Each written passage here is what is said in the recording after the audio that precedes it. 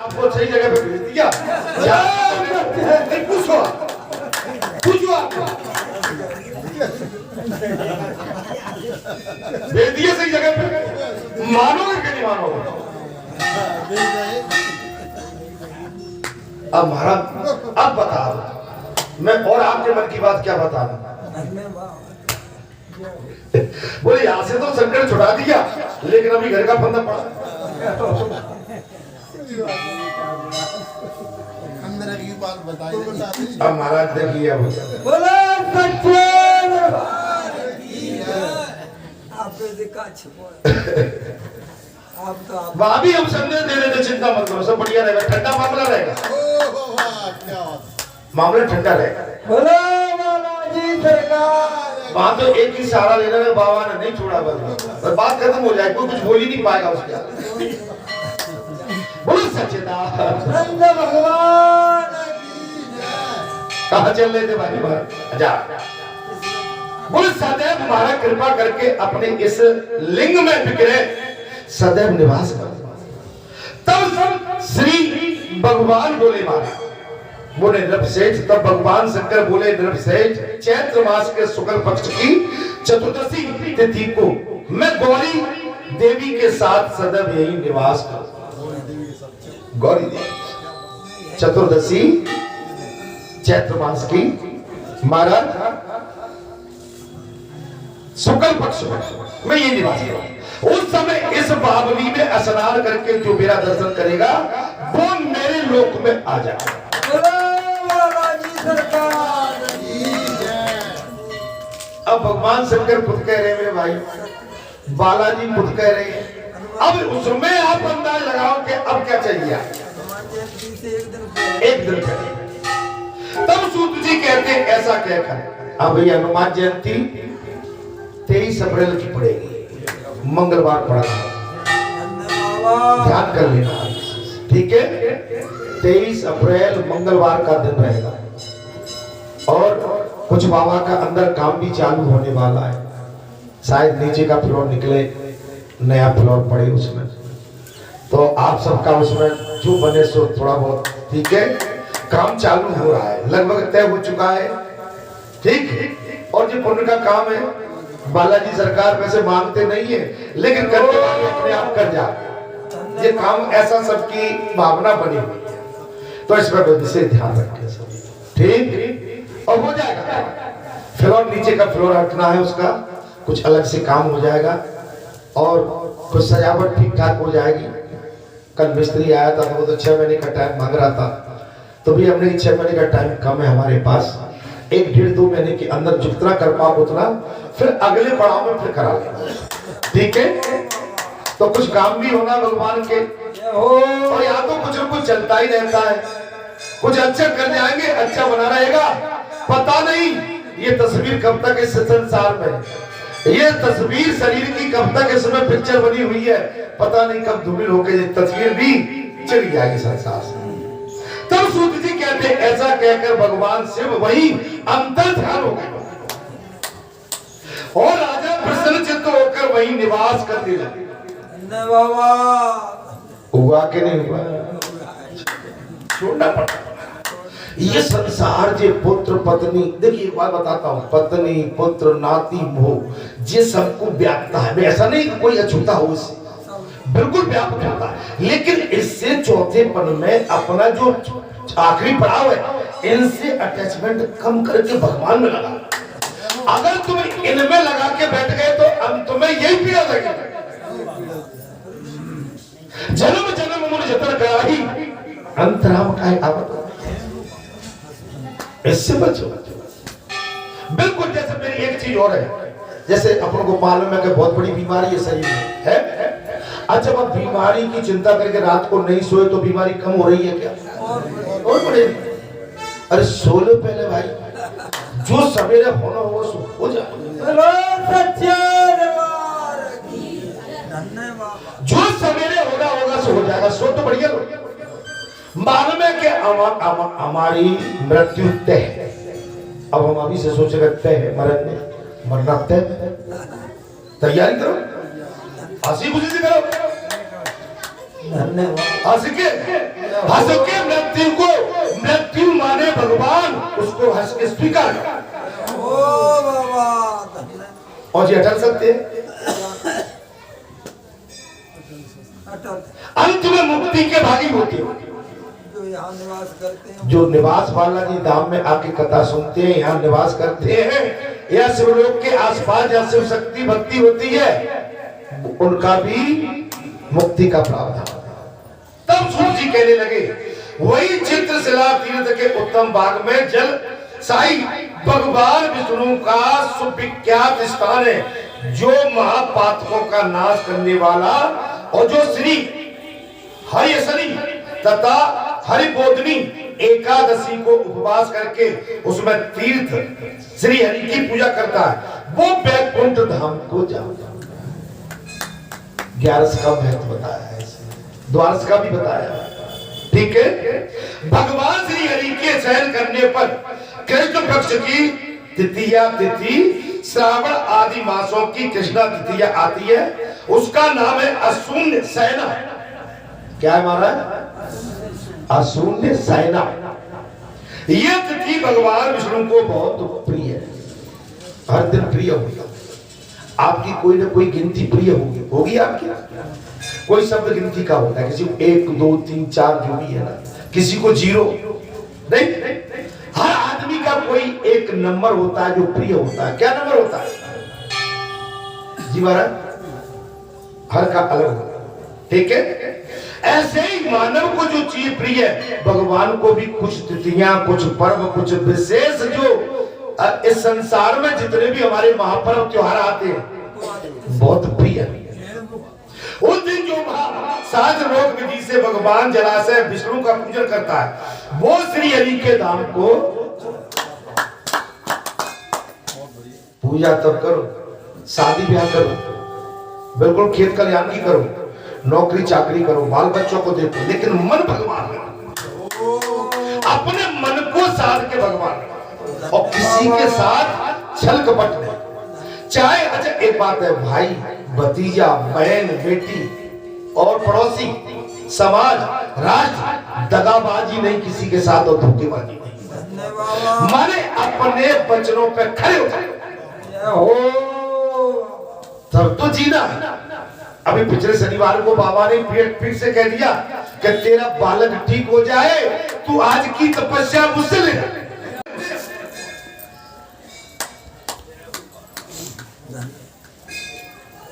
मैं तो कह रहा हूं कि योगी और मोदी की लंबी आयु और हो जाए, भले ही हमारी आयु कम हो जाए। जो राज्य की बात करे, जो देश की बात करे, जो सनातन की बात करे, संस्कृति की बात करे, जो जनता जनार्दन को एक अच्छे मार्ग पर, एक अच्छी दिशा में जनता को खड़ा कर दे, उससे बड़ा कौन हो सकता? बताइए। अरे संत ऐसे भी हैं महाराज, उन्होंने अपनी आयु भी दूसरे भक्तों को दे दी घटा के। तब सूत जी क्या कहते हैं महाराज? महाराज ऐसा कहकर भगवान शिवमयी अंतर्ध्यान हो गए तथा राजा प्रसन्नचित्त होकर वहां से निवास करने लगे हैं। अंत में मुक्ति के भागी हुए और वो 12 त्रिशला तीर्थ में गए। भगवान श्री हरि उस दिन वहां शास्त्रोक्त विधि से भगवान जलाशय विष्णु का पूजन किया है, श्री हरि धाम को चले जा रहे। तब ऋषियों ने पूछा, बोले सूत नंदन भगवान जलाशय, सूत नंदन भगवान जलाशय वह कैसे प्राप्त? भगवान प्रकट कैसे हो? आप मूर्ति में भगवान को देख लेते हैं। हमारे देश में महाराज इंसान की तो बात क्या, यहाँ पत्थर पूजे जाते हैं। आप समझ लो कैसे प्राप्त हुए और किस विधि से उनकी पूजा की जाती है। तब सूत जी ने कहा, राजन, बोले महामुनि, बोले पूर्व काल में वासलिक नाम से प्रसिद्ध दानव का राजा था। वो बड़ा बलवान तथा संपूर्ण देवता, गंधर्व, नाग एवं राक्षसों के लिए भी अजय था, परेशान करता दानवों का राजा। उस महाबली दानव ने संपूर्ण भूमंडल को अपने वश में करके दैत्यों की सेना के साथ लेकर देवलोक पर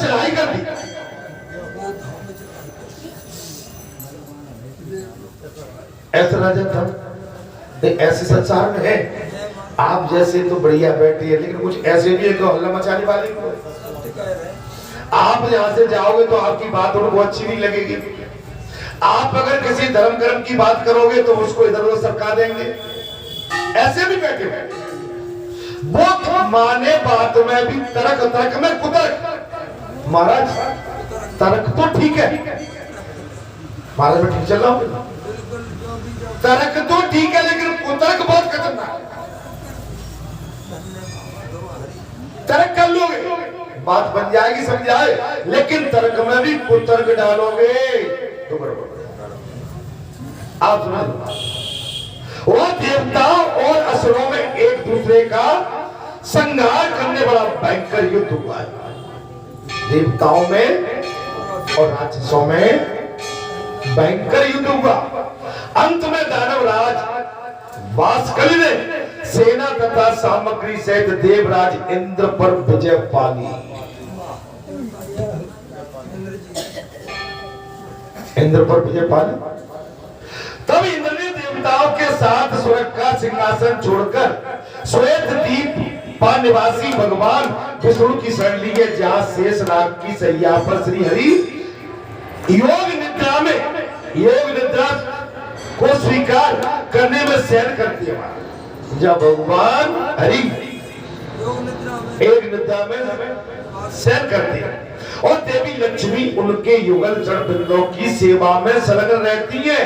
देवी लक्ष्मी सोती नहीं है, श्री हरि के चरणों की चरणवंदना दबाती रहती है। सही से बताना माताओं, जब तुम्हारे पति रात को सोते हैं तब तुम चरण पकड़ के दबाती रहती हो।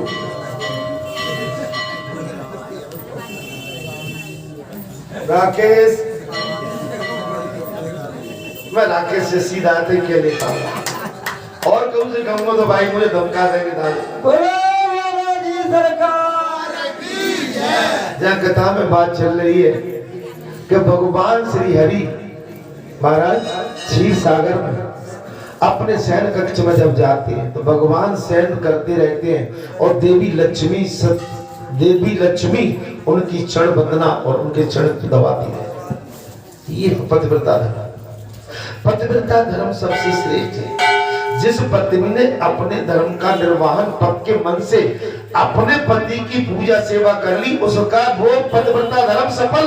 और वो बिल्कुल समझ लो शक्ति स्वरूपा, सीता स्वरूपा, राधा स्वरूपा, रुक्मिणी स्वरूपा, सत्यभामा स्वरूपा बिल्कुल हो जाती।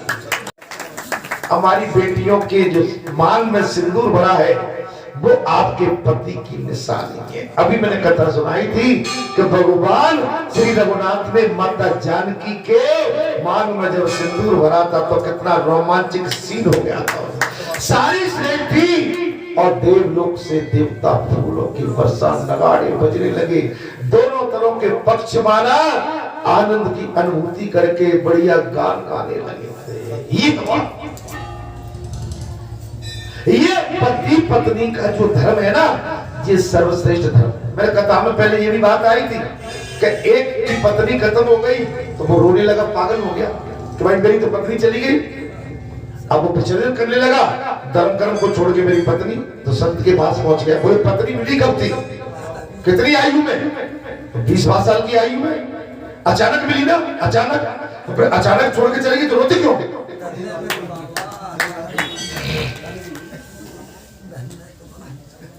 भाई तुम्हें मिली भी तो अचानक थी ना, नहीं आई समझ का तुम्हारा पट्टा बांध के आ गई ना। ओ मेरे बाबा, और बीच में चली गई तो चली जाओ। तुम्हारा नाता उतने ही टाइम का था, अब अपना नाता भगवान से जोड़ दो।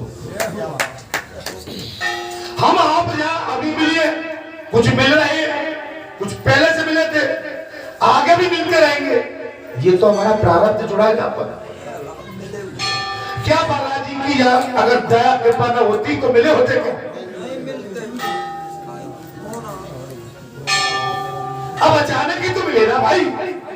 तो अचानक मिले तो उसमें भी हमको क्या मिला? भक्ति का मार्ग मिला। क्या संसारी मार्ग नहीं, भक्ति का मार्ग।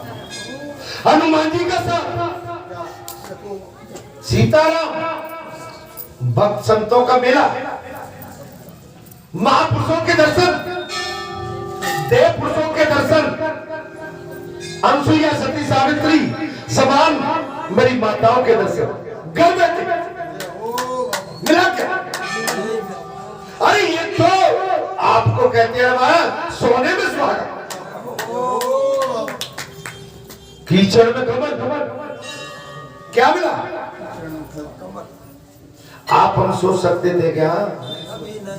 तो जब कुछ अच्छा मिला है तो अच्छे के लिए तो मिला है, अपने भाग की सराहना करें।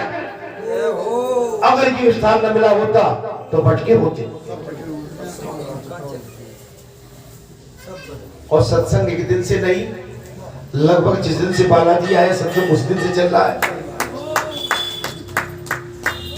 हमारे मेरा क्षेत्र, आज मैं बहुत बड़ी बात कर देता हूँ, बस्ती तो है ही, बस्ती के साथ मेरा क्षेत्र इतना समृद्ध हो गया है, इतना सभ्य हो गया है, इतना समर्पित है, सभ्य है, इतना भावुक है, इतना दयालु हो गया है, इतना नम्र विनम्र हो गया है, इतना शीतल हो गया है, इतनी साधना में लिप्त हो गया है और बालाजी पर अपूर्ण विश्वास करता देना चाहिए।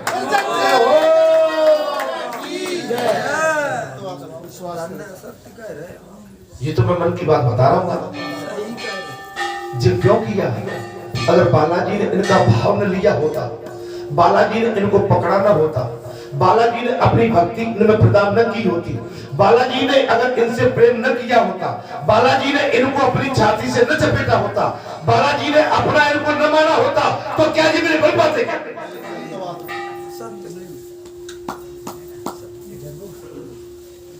तो बनाने के लिए त्याग करना पड़ता है, बैराग धारण करना पड़ता है। काल ने भी नहीं, मोह छल छिद्र कपट नहीं भावा, निर्मल मंदन सोने। या मेरे लिए तो मेरी सारी संतान एक समान है।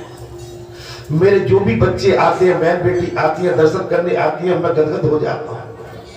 जब यहाँ पर भक्तों की टोली आती है, मैं प्रसन्न होता हूँ, मैं खुश होता हूँ, मेरा रोम रोम रोमांचित हो जाता है। मैं सोचता हूं कि मेरी भक्ति, मेरी साधना, मेरी तप तपस्या बिल्कुल निखार पर चल रही।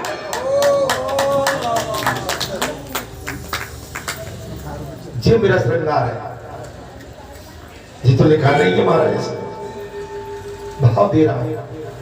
उमा कहूं मैं अनुभव अपना, मैं कथा तो बहुत कम जानता हूं, लेकिन भीतर की बात बहुत जानता हूं, जो हमारे लिए परम कल्याणकारी हो।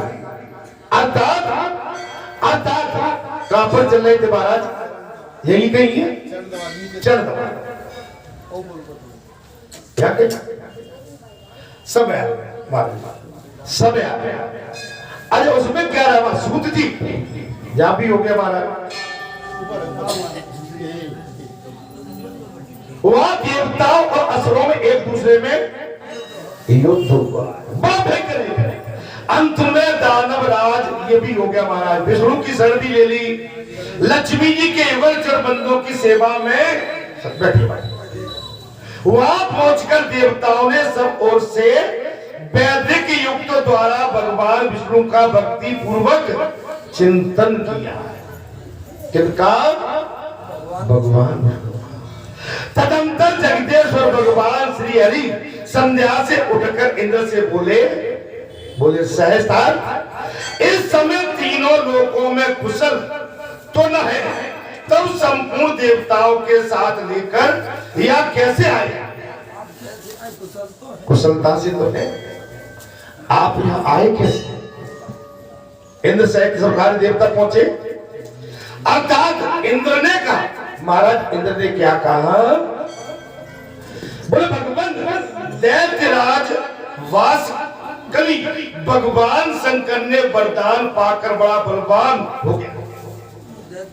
एक दैत्य है, उसने भगवान शंकर से बड़ा बल प्राप्त कर लिया है और बहुत बलवान हो गया।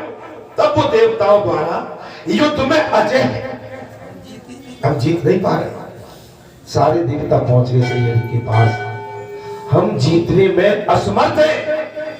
उसने युद्ध भूमि में मुझे परास्त कर दिया और क्या क्या कर दिया? उसने मुझे युद्ध भूमि में पहुंच कर दिया। मधुसूदन इस समय वो स्वर्ग लोक में निवास करता है। और क्या कर रहा है वो धृतराज? इस समय वो निवास करता है। इसी कष्ट से मैं संपूर्ण देवताओं के साथ आपकी शरण में आया। हे जगत के पालनहारे, हम दैत्य ने बहुत परेशान कर रखे हैं, और हे जगत के स्वामी, इसी उद्देश्य को लेकर मैं आपके पास आया। प्रभु, पूर्व काल में हिरण्याक्ष और हिरण्यकश्यप के वैसे तथा अन्याय दुरात्मा दैत्यों के आतंक से भी आपने हम सब देवताओं की रक्षा की है। देखिए, इंसान बनिए तो चाहे महापुरुष हो, आप अपनी बीती आपको बताना पड़ेगा। आप कहोगे नहीं हम ही बलनकारी है, तो आप घाटे का सौदा कर रहे हैं। फिर घाटे का सौदा, जल पिया है, थोड़ा गला सूख रहा है, लेकिन जल तो पीना ही पड़ेगा मेरे भाई, ठीक है?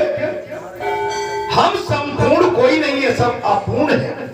संपूर्ण केवल परमात्मा, और परमात्मा हमारा एक है।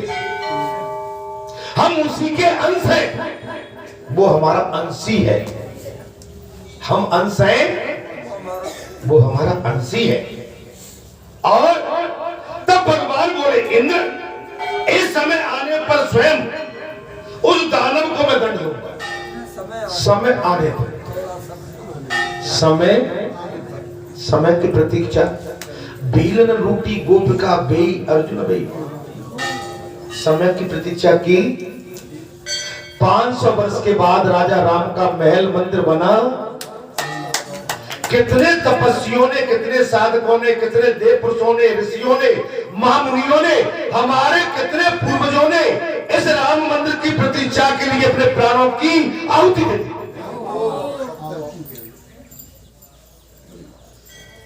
लेकिन मंगलमय हुआ। ईश्वर जब चाहते हैं तब करते हैं, और पूरी लीला करते हैं, और पूरा प्रावधान बना लिया। राम मंदिर बनना हमारे अयोध्यापुरी में, जे हमारे भारत देश की मजबूत नींव कई वर्षों के लिए हो गए।